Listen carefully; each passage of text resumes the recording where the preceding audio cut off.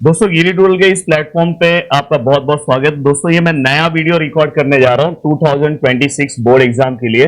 और दोस्तों इस वीडियो में मैं आपको इजी ट्रिक बताऊंगा कि और पूरा का पूरा स्थूल वाचन बहुत अच्छे तरीके से सिंपल तरीके से आपको बताऊंगा। और जरूर ये वीडियो देखने के बाद आप एक कॉमेंट करके जाओगे, सर मजा आ गया सर, अब तो ये पूरा याद भी हो रहा है। और आपका पूरा का पूरा 6 मार्क्स आपके हाथ में मिल जाएगा। उसके पहले एप्रिसिएशन के वीडियो का लिंक मैं आपको दे दे रहा हूँ, उसको आपको देखना है। उसके पहले मैं आपको ग्रामर के वीडियो का लिंक दे दे रहा हूं डिस्क्रिप्शन में, और साथ में दोस्तों मैं आपको राइटिंग स्किल के वीडियो का लिंक दे दे रहा हूं। और आज मैंने पैसेज से आंसर कैसे ढूंढते हैं, इसलिए मैं आपको पूरा का पूरा प्लेलिस्ट का लिंक ही दे दे रहा हूं, तो सब उसमें आपको मिल जाएगा। और साथ में मैं आपको ये बोलना चाहता हूं कि कल 3:30 को हमारा बहुत बड़ा सेशन होगा। दोस्तों आवाज से भी आपको समझ में आ रहा होगा, बहुत बड़ा सेशन हो रहा है। और वो सेशन से आप सभी लोगों को क्या करना है दोस्तों, जुड़ना है। क्वेश्चन वहीं से आपको देखने के लिए मिलेगा। अब देखो, एक है, मैं आपको बोलूंगा 3 स्टूल, अपने पास टोटल 4 स्टूल वाचन है, पर उसमें से 3 स्टूल वाचन ना 100% अच्छे से करके जाओ। और एक स्टूल वाचन उतना अच्छे से नहीं करोगे तो भी चलेगा। तो मैं आपको बोलूंगा पहले मोटे हो तसलेला मुलांनो अच्छे से करो। अब देखो, यहाँ पे पहला जो क्वेश्चन आपको पूछा गया है, यहाँ पे क्या लिखा है दोस्तों, उसके पहले मैं टीपा लिया वाला क्वेश्चन करा दूं। पहले टीपा लिया वाला क्वेश्चन, हाँ पहले ये करना है। हाँ ये देखो, डॉक्टर होमी बाबा। अब देखो दोस्तों, डॉक्टर होमी बाबा पे टीपा लिया। अगर आपने एक क्वेश्चन अच्छे से ये याद कर लिया तो आपका काम हो जाएगा। अब सर याद कैसे होगा, ठीक है मैं पेन ले लूं, पहले ले लिया पेन। अब यहाँ पे ध्यान दो, डॉक्टर होमी बाबा, देखो यहाँ पे लिखा है भारतातील, अच्छे से पढ़ोगे तो समझ में आएगा, विश्व विख्यात। इसको एक बार प्रैक्टिस कर लो। और ये जो मैं ग्रीन कलर से अंडरलाइन किया, और मतलब ये लाइन लिखा हूं ना, ये बस आपको वर्ड याद करना है। अगर आपने ये वर्ड, ये वर्ड, ये वर्ड और ये वर्ड याद किया तो आपका आंसर याद हो जाएगा। देखो, अणु शास्त्रज्ञ दिखाई दे रहा है, पाया, नाव, भाभा एटॉमिक रिसर्च सेंटर। देखो अगर आपको ये वर्ड याद है तो आप बोल सकते हो डॉक्टर होमी बाबा हे भारतातील विश्वविख्यात अणुशास्त्रज्ञ होते। पाया वर्ड से आप क्या बोल सकते हो, त्यांनी भारतातील अणुसंशोधनाचा पाया घातला। उसके बाद नाव से क्या बोल सकते हो, म्हणून त्यांचे नाव अणुसंशोधन केंद्राला दिले आहे। और बीएआरसी म्हणजे भाभा एटॉमिक रिसर्च सेंटर। और दोस्तों इसके बाद अगर आपको कुछ लिखना है कि लेखकानी त्याबद्दल, त्यांच्याबद्दल सांगितलेलं एक आठवण, आठवण एक ये वर्ड याद रखो, उन्होंने कुछ आठवण बताया था, वो आप लिख सकते हो। लेखन ट्रेनिंग स्कूलला शिकत असताना तिथे होमी बाबा 3-4 वेळा आले होते। जब लेखक ट्रेनिंग स्कूल में पढ़ रहे थे तो उस टाइम पे, जब सीख रहे थे तो उस टाइम पे होमी बाबा वहां पे 3 से 4 बार आए थे। मुला मुलींनी त्यांना विचारलेले की आम्हा सर्वांना पुरेल इतके काम आहे का, तेव्हा बाबा म्हणाले की तुम्ही चिंता करू नका, तुम्ही सर्वजण संशोधन करा, तुम्ही स्वतःचा काम निर्माण करा। उन्होंने, देखो होमी बाबा ने बोला था कि तुम खुद का काम क्या करो, निर्माण करो। ऐसा नहीं कि आपको बोला गया कि बस 2 वीडियो एडिट करना है तो 2 वीडियो एडिट करके आप चुपचाप से बैठे हो। तो आपको हमेशा ये ध्यान रखना है कि आपको खुद अपने काम को, नए नए काम को खुद बनाना है कि हाँ मैं और ऐसा कर सकता हूँ, मैं वैसा कर सकता हूँ। ऐसा नहीं कि मैंने आपको ये वीडियो दे दिया, बस ये देख लिया, इसके बाद आप राइटिंग स्किल अच्छे से कवर करो। बाद में ऐसे बहुत सारी चीजें, ऐसा नहीं कि आपका पेपर हो गया, बहुत खुश हो गए, इंजॉय करने लगे, सब चीजें भूल गए, ये सब नहीं होना चाहिए गाइस। नेक्स्ट पेपर के लिए भी लगना चाहिए। तो ये सब चीजें आपके लिए बहुत इंपॉर्टेंट है।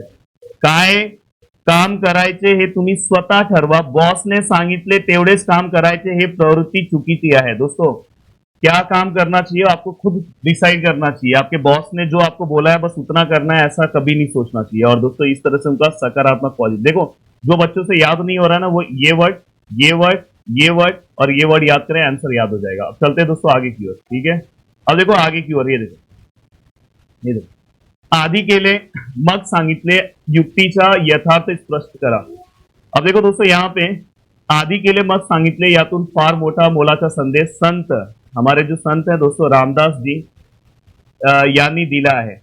आपल्याला एक वाईट सवय, ये देखो ये जो अंडरलाइन वर्ड है ना, ये सब भी याद रखोगे तुरंत याद हो जाएगा। सवय आहे की म्हणजे आपली कामे दुसऱ्यांना करावी।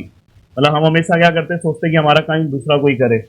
आपण परावलंबी न होता हमें कभी भी दूसरे के ऊपर डिपेंड नहीं रहना चाहिए। स्वतःची कामे स्वतः करण्याची जिद्द आपल्याला असायला हवी।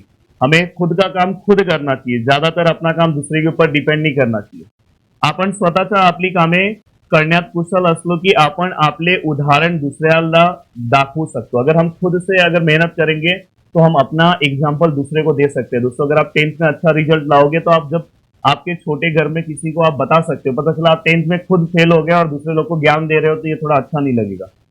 स्वावलंबी होऊन आपली कामे आपण केली की दुसऱ्यांनाही विश्वास वाटतो। विश्वास वर्ड याद रखना दोस्तों। अगर आप स्वावलंबी, अगर आप खुद के ऊपर डिपेंड होके और खुद से काम करोगे तो दूसरे को भी आपके ऊपर भरोसा होगा, और दोस्तों आप दूसरों के लिए आदर्श बन जाओगे दोस्तों, ये ध्यान रखना। इसलिए अब चलो नेक्स्ट क्वेश्चन दोस्तों, ये देखो, ये दो क्वेश्चन आपने कवर किया, अब देखो तीसरा। स्काय इज द लिमिट ही परिस्थिती केव्हा निर्माण होऊ शकते, हे मोठे होत असलेल्या मुलांना या पाठाचा आधार लिहा। अब देखो दोस्तों यहाँ पे क्या लिखा है, डॉक्टर होमी बाबा यांचे मते स्वतःचं काम निर्माण करणे व काम काय काम करावे हे स्वतःच ठरवणे हा सकारात्मक विचार प्रत्येकाने करायला हवे। अब देखो आपका सकारात्मक वर्ड लिखने नहीं आ रहा है, तो हा विचार प्रत्येकाने करायला हवे, ऐसे आप लिख सकते हैं कि मतलब हमें खुद का काम निर्माण करना चाहिए और खुद का काम खुद ही करना चाहिए, इस तरह से। देखो वही आंसर यहाँ पे लिखा है, बॉस ने सांगितले तेवढेच काम करणे ही चुकीची प्रवृत्ती आहे, कोणी तरी बोट धरून चालवेल, मार्ग दाखवेल ही स्थिति सुरुवातीला ठीक है। अगर आपको कोई हाथ पकड़ के चला रहा है तो स्टार्टिंग में सही है, पर वो जिंदगी भर आपको नहीं चला सकता। परंतु सेफ्टीज स्वतःचे काम स्वतःच तोड़ने, मतलब लास्ट में देखो, अभी तो मैं आपको बहुत हेल्प कर रहा हूँ, पर लास्ट में पेपर ना 23 को आपको ही लिखना है दोस्तों, ये ध्यान रखना। इसलिए चुपचाप से कल आ जाना लाइव सेशन में, स्काई इज द लिमिट ऐसे म्हटले है दोस्तों। देखो आपके लिए नया रिकॉर्डिंग कर रहा हूँ। हाँ, अब मैं चाहता हूँ ये वाला आपको खुद रीड करना है, मैं आपकी स्क्रीन पे रख दे रहा हूँ, उसको स्क्रीनशॉट ले लो और बस इसको कवर करो। देखो यहाँ पे वही चीज यहाँ पे लिखा हुआ है दोस्तों, उन्होंने यहाँ पे मेटलर्जिंग प्रक्रिया का यहाँ पे वही पार्ट लिखा है, तो इसको अच्छे से एक बार आपको रीड करना है। ये जो मैंने अंडरलाइन वर्ड्स किए इसके ऊपर ध्यान देना है। तो अब इस लेसन पे कोई भी क्वेश्चन आएगा तो आप इजीली लिख सकते हो। जाता अस्ताला बहुत सिंपल सा पार्ट है। अब देखो जाता अस्ताला जो पार्ट है ना, उसके ऊपर आपको ध्यान देना है। अब देखो दोस्तों यहाँ पे सबसे पहले एक सेकेंड दोस्तों, सबसे पहले देखो पहला क्वेश्चन दिख रहा है आपको, पणतीचा, थोड़ा सा और अच्छे से कर दूं, हाँ देखो प्रॉपर दिख रहा है। एक्चुअली यहाँ पे पूरा आंसर लिखा था ना, तो इसलिए मैं सोचा इसको रिकॉर्डेड फॉर्म में, मतलब मैं यहाँ पर अपना चेहरा दिखाता तो आंसर पीछे छुप जाता ना गाइस, तो ये ध्यान रखना। अब यहाँ पे पणतीच्या उदाहरणातून कवितेत व्यक्त झालेले विचार स्पष्ट करा। अब देखो पणती मतलब जो दीपक है उसके एग्जाम्पल से यहाँ पे क्या विचार व्यक्त हुआ है। अगर आपने पूरा पोएम पढ़ा होगा तो आपको पता है, जो हमारा सूर्य है वो बहुत टेंशन में है कि अगर मैं चले जाऊंगा तो इस धरती का कौन ध्यान रखेगा। तब तक एंट्री होती है हमारे दिए की, पंटी की, और उसने बोला कि भाई साहब आप टेंशन मत लो, मैं आप यहाँ पे हूँ। देखो सूर्य, यहाँ पे कौन है दोस्तों, सूर्य आणि पणती, तेजाची दोन प्रतीके मांडली है। हाँ, तो ये यहाँ पे दोस्तों इसके अंदर मतलब प्रकाश देने के लिए जो है दोस्तों दो एग्जाम्पल लिए गए। सूर्य दिवस भर पृथ्वीला ऊर्जा देतो, ये बात सही है। अब चैतन्य वर्ड अगर आपसे नहीं याद हो रहा है कोई दिक्कत नहीं है, सूर्य दिवस भर ऊर्जा देतो ये बोलोगे तो भी चलेगा, एनर्जी देने का काम करता रहता है दोस्तों। अस्ताला जाताना मनात खंत करतो की माझ्या मागे या पृथ्वीला प्रकाश कौन देईल। बोल रहे कि अगर मैं चले जाऊंगा तो इस पृथ्वी को प्रकाश देने का काम कौन करेगा। असाच वेळी एक छोटीशी पणती पुढे येते, ती सूर्याला म्हणते मला जमेल, मुझे जितना होगा मैं पूरा पॉसिबल कोशिश करूंगी, पृथ्वी को मैं कैसे रखूंगी, मी उज्ज्वल ठेवीन, मतलब मैं कोशिश करूंगी और इस पृथ्वी को पूरा का पूरा कोशिश करूंगी यहाँ पे उजाला बना के रखूंगी।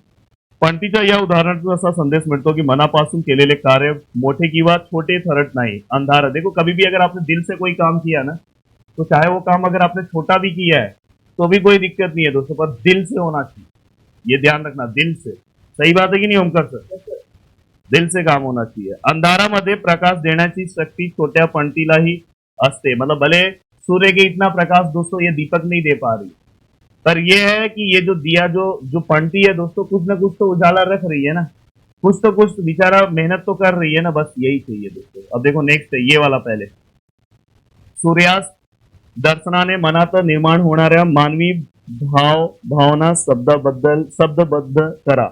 अब देखो सूर्यास्त होने के लिए, सूर्यास्त दर्शनाने मनात निर्माण होणारा मानवी भावना। अब देखो जैसे सूर्यास्त होगा तो मनुष्य के मन में क्या भावना आती है, आपको इस तरह से यहाँ पे बताना है। जैसे सेम सूर्य के मन में आ रहा है वैसे मनुष्य के मन में क्या आता है। देखो लोग घर पे आने लगते हैं। अब देखो यहाँ पे सूर्य उगवतो तेव्हा मानवी जग चैतन्याने रस रसते। देखो जब सूर्य सुबह होता है ना तो हमारे अंदर बहुत एनर्जी रहती है, मानवाचे जीवन फूलते, मनात कार्य करण्याची इच्छा जागृत होते। सुबह सुबह ऐसा लगता है कि हमारे मन में ऐसा रहता है कि हमें बहुत काम करना है, ये करना है। दिवसभर सूर्य प्रकाश मानवी मन उज्जवल रहते, और मतलब दिवसभर सूर्य प्रकाश से हमें ऐसा लगता है कि हमें एकदम काम करने का मन होता है, परंतु जैसे सूर्यास्त होता है मानवी मन भरून येते. घरी परतण्याची व कुटुंब रमण्याची ओढ निर्माण होते. मतलब जैसे फिर हमें क्या होता है कि हमारे मन में आता है कि हम जल्द से जल्द घर पे पहुंच जाएं और अपने परिवार के लोगों के साथ मिले बैठे, तो हमारे मन में ये आ जाता है. तो दोस्तों यहाँ पे वही लाइन नीचे लिखी गई है, आप उसी को एक बार देखो यहाँ पे. त्याचबरोबर दिवस मावळतोच याची उदासी मनात रेंगाळत राहते, और मन काहीसे अडवे होते. प्रियजनांच्या भेटीतून हुरहुर मनात दाटून येते. सूर्यास्ताच्या वेळेत तेजोगोल मानवी मन जगाचा निरोप घेतो की माणूसही सूर्याला निरोप देतो, परंतु पुन्हा उद्या सूर्यदर्शन होणार ही आशा मानवी मनात उमटत रहते हैं. देखो हम दूसरे दिन हमारे मन में ये चलता है कि चलो अब सोते हैं और कल सुबह फिर से क्या होगा, सूर्य का दर्शन होगा, ऐसा हमारे मन में चलता है. अब देखो दोस्तों यहाँ पे वही चीज जो हमने दोनों क्वेश्चन में पढ़ा ना, उसी का ओवरऑल सार यहाँ पे आपको लिखना है. कविता तो सूर्य आणि पडती या प्रतीकांचा तुमचा समजलेला अर्थ सविस्तार लिया. तो यहाँ पे वही दोनों का मिक्सअप आपको लिखना है. तो ये मैं आपको स्क्रीनशॉट दे रहा हूँ, अब इसको एक बार पढ़ो. दो आंसर अगर आपने वो याद किया तो ये तीसरा अपने आप आपसे याद हो जाएगा. अब देखो कैक्टस के पहले ना दोस्तों आपको ये कवर करना चाहिए, द्विपत्ति कोश, क्योंकि अपने को तीन आंसर आएगा उसमें से दो लिखना है. तो अगर आप पहले ये कवर कर दोगे तो अच्छा. अब देखो द्विपत्ति कोशाचे कार्य बहुत अच्छा मैंने यहाँ पे लिखा है, अगर आप देखोगे इस तरह से आपको लिखना चाहिए. अब देखो व्युत्पत्ति कोशाचे कार्य, सबसे पहले व्युत्पत्ति कोश में जो सबसे पहला कार्य है शब्दाचे मूल रूप. व्युत्पत्ति कोश से हमें ये पता चलता है कि ये जो शब्द है इसका ओरिजिन कहाँ से था. जैसे आग, ये देखो मैं उदाहरण के साथ लिखा हूँ, ऐसा आंसर लिखोगे तो मार्क्स मिलेगा. ये जो आग जो शब्द है संस्कृत में अग्नि शब्द से बना था दोस्तों. आग, अग्नि इस तरह से चल रहा था दोस्तों. तो इस तरह से ये संस्कृत वर्ड से बना था. अर्थातील बदल, देखो धीरे धीरे टाइम टू टाइम बहुत सारे ऐसे शब्द होते हैं जिनके अर्थ में जो है दोस्तों चेंजेस होता है, ये भी हमें यहाँ पे पता चलता है. तो देखो समय के साथ देखो काळानुसार शब्दांचे अर्थ बदलतात. यहाँ पे देखो काणा म्हणजे हुशार, पर अति शहाणा का जो है दोस्तों अर्थ घेतला जातो. तो ये अति शहाणा वर्ड का अलग मीनिंग आ जाता है.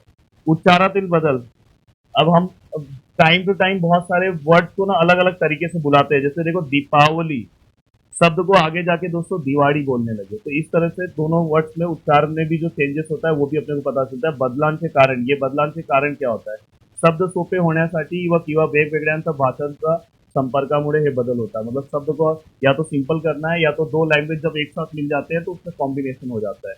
अब देखो दोस्तों यहाँ पे आगे की ओर अगर मैं बढ़ूं, ये बहुत अच्छा पार्ट है. खालील मुद्द्यांच्या आधारे एक परिचय तैयार करा.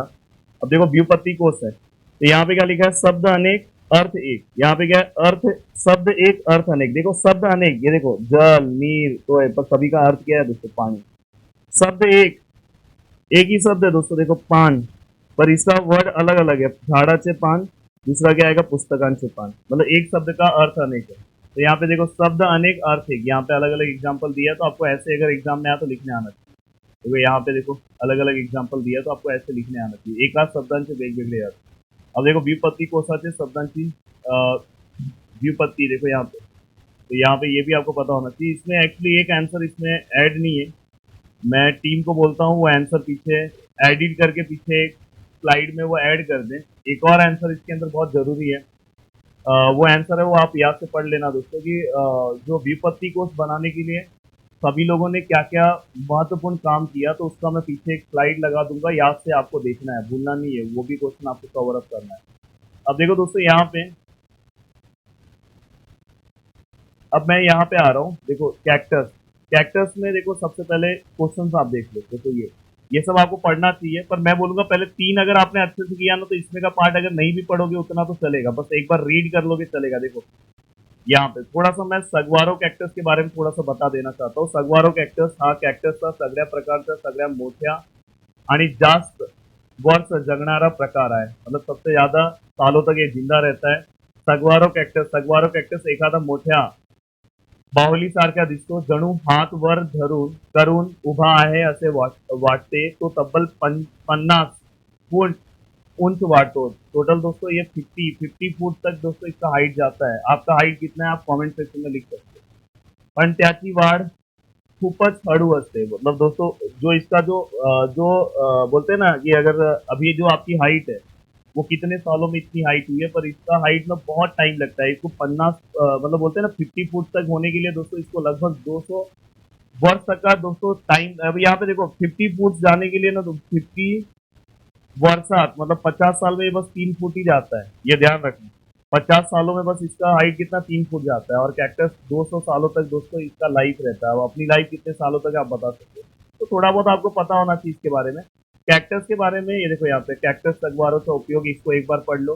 पर मैं आपको ये बोलूंगा अगर आपने 3 शुरुआत अच्छे से किया तो एक शुरुआत अच्छे से नहीं किया तो भी चलेगा, क्योंकि अपने को 3 क्वेश्चन आएगा, पर कभी कभार आप फंस भी सकते हो। अगर एक शुरुआत के ही 2 क्वेश्चन आ गए तो आप फंस जाओगे, पर ऐसा आज तक हुआ नहीं है, इसलिए आप 3 शुरुआत अच्छे से कर लो। देखो ये क्वेश्चन, पानी हेत जीवन आए, ये वाला देख लो। और दोस्तों फिर ये वाला देखो, ये ध्यान से ये सब स्क्रीनशॉट ले लो। और मैं लास्ट में ना एक क्वेश्चन लगा दे रहा हूँ, जैसे द्विपत्ति कोश होगा उसके बाद आपको वो क्वेश्चन दिखाई देगा। वो क्वेश्चन याद से आपको कवर अप करना है, भूलना नहीं है, ठीक है। तो चलो मिलते हैं नेक्स्ट वीडियो में। Bye bye, take care. 15 minute में मैंने बहुत अच्छे से आपकी चीजें कवर कर दी। चलो बाय बाय, टाटा। वीडियो को लाइक कर दो दोस्तों।